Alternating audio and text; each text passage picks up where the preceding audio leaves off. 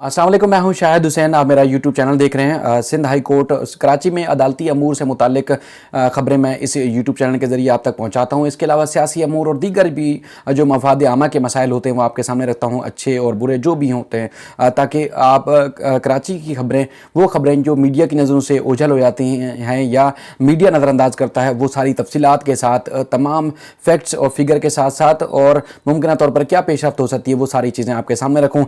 इस वीडियो में खास तौर पर मैं आपके सामने रखूंगा जो आज सिंध हाई कोर्ट में जो कुछ हुआ जाले रहनुमाओं के हवाले से, क्योंकि सिंध में पीपल्स पार्टी के वज़ीर आला समेत दीगर जो अहम तरीन सियासी रहनुमा, सीनियर तरीन रहनुमा हैं पीपल्स पार्टी के, उनसे मुतालिक केसेस अदालतों में ज़ेर समाअत हैं, वो तफसीलात आपके सामने रखनी है। इसके अलावा जो दीगर पुलिस अफसरान और मामलात हैं उनकी केसेस में आज क्या हुआ, सारी तफसीलात आपके सामने रखनी है। सबसे पहले हलीमा दिल शेख जो कि PTI के रहनुमा हैं, अपोजिशन लीडर हैं सिंध असम्बली में, उन्होंने वज़ीर आला सिंध मुराद अली शाह साहब की अहलियत को चैलेंज किया था। उन्होंने नाअहल करार देने के हवाले से सिंध हाई कोर्ट में दरख्वास्त दायर की थी। नोटिस जारी किए बगैर chief justice Sindh high court Ahmed Ali Sheikh sahab की सरबराही में 2 रुकनी बेंच ने वहाब बलोच एडवोकेट साहब जो कि वकील हैं हलीमा दिल शेख साहब के, उनके दलाइल सुने थे। जिस दिन ये फैसला महफूज हुआ था वो सारी तफसीलात आपके सामने मैंने वहाब बलोच के साथ आपके सामने रखी थी, और क्या क्या उनके मौक़िफ़ था, उनके दलाइल थे, वो सारी तफसीलात सामने रखी थी। अदालत ने 16 सितंबर को फैसला महफूज किया था। उस दिन चीफ जस्टिस साहब ने कहा था कि आज ही सुनाया जाएगा, लेकिन 12-13 रोज के बाद आज अदालत ने जो है वो फैसला जारी किया है, और अदालत ने हलीमा दिल शेख साहब की दरख्वास्त जो कि मुराद अली शाह साहब को दोहरी शहरियत छुपाने, हलफनामे में जो ये दोहरी शहरियत का मामला था उसको छुपाने के ऊपर नाअहल करार देने के हवाले से जो दरख्वास्त दायर की थी, सिंध हाई कोर्ट को 2 रुकनी बेंच ने दरख्वास्त नाकाबिल समाअत करार देते हुए मुराद अली शाह साहब को नाअहल करार देने से मुतालिक हलीमा दिल शेख साहब की दरख्वास्त नाकाबिल समाअत करार दे दी है, और अदालत ने दरख्वास्त मुस्तरद कर दी है। दरख्वास्त में हलीमा दिल शेख साहब के जो वकील हैं उन्होंने मौक़िफ़ इख्तियार किया था कि 2013 में मुराद अली शाह को दोहरी शरीयत छुपाने के मामले पर सुप्रीम कोर्ट ने नाअहल करार दिया था। नाअहली के बावजूद ज़िमनी इंतखाबात में जो मुराद अली शाह साहब हैं उन्होंने हिस्सा लिया इंतखाबात में, और वो मुंतखब हुए, और उसके बाद फिर वज़ीर ख़जाना रहे सिंध के। अब वो जो हलफनामा था उसमें दोहरी शरीयत छुपाने और अमेरिकन चूँकि वो शहरियत रखते थे, छुपाने से मुतालिक जो वो सादिक और अमीन नहीं रहे, इसलिए उनको आइन के आर्टिकल 62 और 63 के तहत मुस्तकिल नाअहल करार दिया जाए। उनका कहना था कि जब सुप्रीम कोर्ट ने उनको नाअहल करार दिया तो उसके बाद फिर मुसलसल जैसे इंतखाबात में भी उन्होंने हिस्सा लिया, तो अब वो सादिक और अमीन नहीं है, उनको जो है नाअहल करार दिया जाए। जब समाअत हुई तो उस वक्त भी चीफ जस्टिस साहब ने जो है वो अपने जो सवालात थे उन्होंने ये बात उठाई थी कि ये मामला चूँकि सुप्रीम कोर्ट में ज़ेर समाअत है, सिंध हाई कोर्ट इस दरख्वास्त की समाअत की मजाज नहीं है, लेकिन उन्होंने 2 बार मोहलत भी दी, 2 बार जो टाइम दिया तैयारी के लिए हलीमा दिल शेख साहब के वकला को, लेकिन उन्होंने जो दलाइल दिए, दलाइल की रोशनी में अदालत ने करार दिया है कि यह दरख्वास्त नाकाबिल समाअत है। आज जब ये अनाउंसमेंट में रखा हुआ था, आज ये समाअत के लिए रखा हुआ था, तो इससे पहले हमने देखा कि हलीमा दिल शेख साहब खुद पेश होते थे, मीडिया टॉक भी करते थे, उनके वकला भी पेश होते थे। आज जो रोस्टर के हिसाब से जो 3 वकला वहाब बलोच समेत दीगर जो जिनके नाम रजिस्टर्ड थे या जिनके वकालतनामे जमा कराए गए थे हलीमा दिल शेख साहब की इस दरख्वास्त के साथ, वो भी फैसला सुनने के लिए नहीं है। जो पट्टे वाले हैं हाई कोर्ट के, वो आवाज़ें भी लगाते रहे कि वहाब बलोच और दीगर वकला जो है पेश हों, लेकिन कोई पेश नहीं हुआ। अदालत ने उनकी गैर मौजूदगी में फैसला सुनाया है और दरख्वास्त नाकाबिल समाअत करार दे दी है। अब उनके इस तासुर से, इस रवैये से या उनकी अदम पेशी पर यह लगता है दरख्वास्त गुजार और उनके वकला की जानिब से कि उनको पहले से ये इल्म था या उनको लगता था कि ये दरख्वास्त उनकी मुस्तरद हो जाएगी, इसलिए मुमकिन तौर पर वो पेश नहीं हुए। हम कमरे अदालत में मौजूद थे और हमने खुद सुना कि अदालत ने फैसला जो है दिया और उन्होंने दरख्वास्त मुस्तरद की। तफसीली फैसला अब तक, जब ये मैं वीडियो रिकॉर्ड कर रहा हूँ, अब तक सामने नहीं आ सका कि किन किन वजूहात की बुनियाद पर उन्होंने मुराद अली शाह साहब के खिलाफ जो दरख्वास्त थी उसको मुस्तरद किया है। लेकिन हलीमा दिल शेख साहब का अदालत का फैसला आने के बाद मौक़िफ़ सामने है। उन्होंने कहा कि सिंध हाई कोर्ट का जो फैसला है उसको तस्लीम करते हैं, लेकिन इस फैसले के खिलाफ हम सुप्रीम कोर्ट से रजू ज़रूर ज़रूर करेंगे। ये उनका मौक़िफ़ था। इसके अलावा और भी जो केसेस हैं, ख़ास तौर पर निसार खोड़ो साहब जो कि साबिक़ सूबाई वज़ीर ख़ुराक रहे हैं, इनके खिलाफ 3-4 मुख्तलिफ़ इंक्वायरियाँ चल रही हैं, जिनमें सिंध के जो मुख्तलिफ़ गोदाम हैं वहाँ से गंदम चोरी करने जो और उसके बाद इख्तियारात का तजावुज़ करके मुख्तलिफ़ फ्लोर मिल्स को गंदम इजाफ़ी देने और उसके बाद फिर इख्तियारात का नाजायज़ इस्तेमाल के साथ साथ आमदन से ज़ायद असासे बनाने और करप्शन और बदइनवानी के मामलात पर नैब सखर इंक्वायरीज़ कर रहा है। उसमें आज उनकी दरख्वास्त ज़मानत की समाअत थी। नैब सखर से अदालत ने सवाल किया कि क्या इस दरख्वास्त में क्या उनके निसार खोड़ो साहब के वारंट गिरफ्तारी जारी हुए हैं या नहीं हुए। उस पर प्रोसिक्यूटर जो नैब सखर के थे उन्होंने मोहलत मांगी कि हम जो है आइंदा समाअत पर आपको बताएंगे, जिस पर अदालत ने जो है निसार खोड़ो साहब की दरख्वास्त ज़मानत में जो है वो या उनकी अबूरी ज़मानत में 5 नवंबर तक तोसी की है और आइंदा समाअत पर जो नया प्रोसिक्यूटर है उनसे तफसीलात तलब की है। नया प्रोसिक्यूटर का कहना था कि निसार खोड़ो ने महकमा फूड में जो है वो करप्शन की, इनके खिलाफ इंक्वायरियाँ चल रही हैं और उसके बाद इनके खिलाफ जो शवाहिद हैं वो जमा किए जा रहे हैं। अब हतमी जो है वो जवाब जमा कराने के लिए उनको मोहलत दी जाए। दूसरा उनका केस आज जो कि जस्टिस इकबाल करोड़ो साहब की अदालत में ज़ेर समाअत था। निसार खोड़ो साहब ने मुल्क से बाहर जाने के लिए दरख्वास्त दायर की थी कि उनका नाम ईसीएल से खारिज किया जाए। एडिशनल असिस्टेंट अटॉर्नी जनरल की जानिब से आज जवाब जमा नहीं कराया गया, जिस पर अदालत ने उनसे आइंदा समाअत पर जवाब तलब किया है। अब निसार खोड़ो साहब कहते हैं कि मुल्क से बाहर जाना चाहते हैं, उनको एक ज़रूरी मामलात के सिलसिले में, इसलिए मुल्क से बाहर जाना दिया जाए। तो उस दरख्वास्त पर अदालत ने जो है वो मोहलत दी है और उसकी समाअत भी मुलतवी हुई है। इसके अलावा जो स्पीकर सिंध असम्बली निसार खोड़ो जो सिराज दुरानी साहब हैं, उनकी जो दरख्वास्त ज़मानत की असर नो समाअत कर रहा है सिंध हाई कोर्ट का खसूसी बेंच। जस्टिस नदीम अख्तर और जस्टिस इकबाल करोड़ो साहब की पर मुश्तमिल जो 2 रुकनी बेंच है, आज नए प्रोसिक्यूटर जो रियाज आलम साहब हैं उनके दलाइल हुए और दलाइल के दौरान उन्होंने बताया कि मुल्ज़मान के खिलाफ इंक्वायरी मौलाना अब्दुल अजीज़ की दरख्वास्त पर शुरू की गई थी। उसके बाद FBI इलेक्शन कमीशन और मुल्ज़मान जो है आगा सिराज दुरानी और इनके खिलाफ जो है हमने तफसीलात मांगी थी, जिस पर अदालत ने उनसे पूछा कि इस केस में कितने गवाहान हैं, तो बताया गया कि 66 गवाहान हैं। और उसके बाद फिर तफ्तीशी अफसर ने कहा कि नए प्रोसिक्यूटर ने कहा कि उनके पास तमाम इदारों से जो है तमाम रिकॉर्ड मंगवाने का जो इख्तियार है और जिस पर अदालत ने कुछ मज़ीद सवालात भी किए, जिस पर रियाज आलम साहब ने बताया कि इनके खिलाफ जो मुल्ज़मान मज़ीद जो पहले इंक्वायरी शुरू हुई थी उसमें जिन लोगों ने जो है वो इंक्वायरी ज्वाइन नहीं की थी, तफ्तीश में शामिल तफ्तीश नहीं हुए थे, उनसे जो है वो तफ्तीश जारी है, मज़ीद तफ्तीश कर रहे हैं।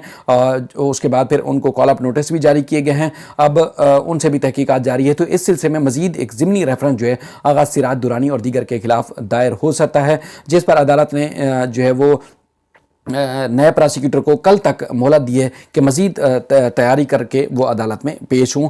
ये केस अब कल तक जो है मुलतवी हुआ है। इसके अलावा अगर हम बात करें जो कि साबिक़ सदर आसिफ अली जरदारी साहब के मुबैना फ्रंट मैन निसार मुराई साहब हैं, वो और सुल्तान कमर सदीकी और दीगर के ख़िलाफ़ जो कि एहसाब अदालत ने उनके ख़िलाफ़ जो है फ़ैसला सुनाया था और निसार मुराई को 11 साल कैद और इसके अलावा सुल्तान कमर सदीकी जो कि vice chairman fisherman cooperative society थे, हाजी वली मोहम्मद शौकत हुसैन को 7 साल कैद की सज़ा सुनाई थी एहतसाब अदालत ने।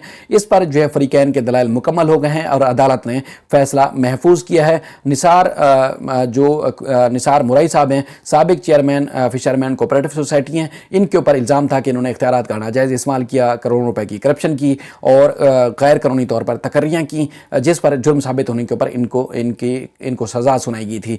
और भी इनके ऊपर केसेस हैं, लेकिन ये फ़िलहाल जेल में हैं। सुल्तान कमर सदीकी साहब भी जेल में हैं। आज जस्टिस इकबाल करोड़ो साहब की सरबराही में 2 रुकनी बेंच ने दलाइल सुनने के बाद फ़ैसला महफूज किया। अब जब फ़ैसला सुनाया जाएगा तो उस सिलसिले में आपको मज़ीद अपडेट करेंगे। और आगे चलते हैं हम अपनी एक और ख़बर की तरफ। तो आपको याद होगा कि बहरिया टाउन में जो कि मुख्तलिफ़ कौम परस्त जमातों की जानिब से बहरिया टाउन की जानिब से जो कब्ज़ा किया जा रहा था, मुख्तलिफ़ जो आबादगार हैं, मुख्तलिफ़ जो कदीमी गोट हैं बहरिया टाउन के अतराफ़ में, वहाँ की ज़मीनों के ऊपर कब्ज़ा किया जा रहा था, तो उसके खिलाफ एक बड़ा एहतिजाजी मुज़ाहरा किया गया था। उस एहतिजाजी मुज़ाहरे की वीडियो भी मेरे यूट्यूब चैनल पर मौजूद है। जो हज़ारों की तादाद में मुज़ाहरीन वहाँ पहुँचे थे, वहाँ पर जलाओ घिराव भी हुआ, काफ़ी तोड़ फोड़ भी हुई थी। तो उस पर तकरीबन कोई जो अदाद शुमार सामने है कि 32 से 30 जो है FIR दर्ज की गई थी मुख्तलिफ़ थानों में। और उसके बाद फिर सिंध की जो कौम परस्त जमातों के रहनुमा हैं उनके खिलाफ दर्ज किए गए थे मुकदमात और 1000 से ज़्यादा मुलज़म जो कुछ मालूम और कुछ नामालूम लोगों के खिलाफ मुकदमा दर्ज किए गए थे। पुलिस ने पहले 27 मुकदमात को सी क्लास किया, यानी कि ख़त्म किया अदम शवाहिद की बुनियाद पर, और उसके बाद फिर आज जब जैसे के आगा साहब की अदालत में इस केस की समाअत हुई तो SSP इन्वेस्टिगेशन ने अदालत को बताया कि मजीद जो 2 मुकदमात हैं वो भी सी क्लास किए जा रहे हैं, यानी कि 27 पहले सी क्लास किए गए थे जिसको अदालत ने मंजूर कर लिया है ATC ने, और मजीद 2 मुकदमात को भी सी क्लास किया जा रहा है, यानी कि बाकी 3 केसेस बनेंगे। अदालत ने उनसे जो बार बार सवालात किए SSP इन्वेस्टिगेशन मलिर से, तो वो जवाब नहीं दे पा रहे थे। उनकी चूंकि इंग्लिश कमज़ोर थी, जैसे कि क्या साहब जो है वो उर्दू नहीं समझते, तो उर्दू में बात भी नहीं कर पाते, तो कई ऐसे वकला हैं जो उनकी अदालत में पेश होने से कतराते हैं, घबराते भी हैं। तो आज जब SSP इन्वेस्टिगेशन पेश हुए तो वो भी काफ़ी घबरा रहे थे, जिस पर उन्होंने उनकी सजनिश भी की। उन्होंने कहा कि आला रैंक के आप तफ्तीश, आला रैंक के आप अफसर हैं, SSP इन्वेस्टिगेशन है, और आपका जो रवैया है वो इंतहाई हैरान कुन है। अब अदालत ने एक तो ये है कि पेशरफ्त रिपोर्ट तलब की है मजीद केसेस के हवाले से 13 अक्टूबर को, और जो ATC को में दर्ज मुकदमात हैं उनको जल्द मुकदमात को निपटाने की जो हिदायत भी की है। जो दरख्वास्त गुजार हैं ख़ासतौर पर सिंध में कौम परस्त जमात के जो अरकान हैं, सैयद जलाल महमूद शाह साहब, सज्जाद चांडियो, अब्दुल खालिक जुनेजो, सैयद जैन शाह समेत 500 से ज़्यादा जो सियासी कारकुनान या सियासी रहनुमा जो है वो इन केसेस में नामजद थे।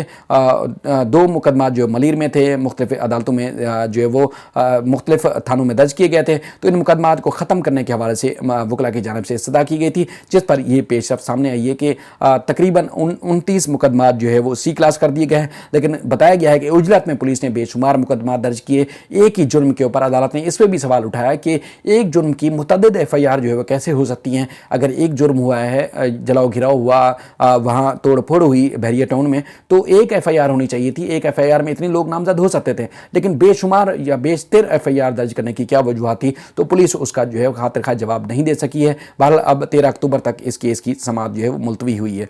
इसके अलावा कुछ दिन पहले आपके सामने हमने एक केस रिपोर्ट किया था जिसमें सिंध के जो आला रैंक के अफसरान हैं पुलिस के, उनकी बैनुल सबाई जो उनके ट्रांसफ़र हुआ था, उसको ट्रांसफ़र पोस्टिंग को सिंध हाई कोर्ट में चैलेंज किया गया था। सिंध हाई कोर्ट की बड़ी और अहम तरीन ऑब्जर्वेशन इसमें सामने आई है, जिसमें उन्होंने तहरीरी फ़ैसला जस्टिस अदनानुल करीम मेमन साहब जो हैं उन्होंने जारी किया है। कुछ दिन पहले फ़ैसला महफूज किया था जस्टिस सलाउद्दीन पंवर साहब की अदालत में। ये क्योंकि 2 रुकनी बेंच में जस्टिस अदनानुल करीम साहब जो है वो भी शामिल हैं। उन्होंने कहा कि ट्रांसफ़र पोस्टिंग पर बरह रास्त सिंध हाई कोर्ट में दायर नहीं किया जा सकता। ट्रांसफ़र पोस्टिंग से मुतालिक जो मुतासिर सिविल सर्वेंट या सिविल सर्विस ट्रिब्यूनल से रजू कर सकता है। मज़कूरा दरख्वास्तें किसी मुतासरा जो सिविल सर्वेंट था उन्होंने दायर नहीं की। दरख्वास्तें गैर मुतलका अफराद की जानिब से सिंध हाई कोर्ट में दायर की गई थी। कवानीन वफाक को किसी भी सूबे में सिविल सर्वेंट SSP PSP अफसरान के तबादले का इख्तियार देते हैं।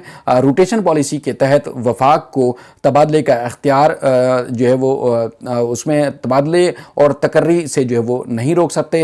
मज़कूरा दरख्वास्तें जो मेरिट पर नहीं हैं, सिंध हाई कोर्ट ने अदालत जो ये तमाम दरख्वास्तें थी मुस्तरद की, क्योंकि इसमें बांसी मलाह गुलाम मुस्तफ़ा और दीगर की जानिब से दरख्वास्तें दायर की गई थी, जिसमें मोहम्मद राशिद भोयो और दीगर लोग जो है वो शामिल हैं। उसमें DIG मुनीर शेख, फिदा हुसैन मस्तोई, इजाज़ शेख साहब और दीगर पुलिस अफसरान जो है शामिल हैं। आपको याद होगा कि हलीम आदिल शेख साहब ने मामला उठाया था। उसके बाद फिर कुछ ऐसे अफसरान जिनको PTI से शिकायतें थीं या सिंध हुकूमत ने खुद उनको सूबा बदर कर दिया था, यहाँ से तबादले कर दिए गए थे, तो उन्होंने अपनी ट्रांसफ़र पोस्टिंग को जो है वो चैलेंज किया था कि यहाँ से सिंध से उनका ट्रांसफ़र किसी और सूबे में वफाक या सिंध जो है वो नहीं कर सकती, सिंध हुकूमत जो है वो नहीं कर सकती। अदालत ने इब्तदाई तौर पर हुक्म इम्तना जारी किया था। ये दरख्वास्तें अदालत ने नाकाबिल समाअत करार देकर मुस्तरद की हैं, और अब जो हुक्म इम्तना है वो भी ख़त्म हो चुका है, यानी कि वफाकी हुकूमत हो या सूबाई हुकूमत, वो इन अफसरान की ट्रांसफ़र और पोस्टिंग जो है वो कर सकती है। ये अहम तरीन केसेस से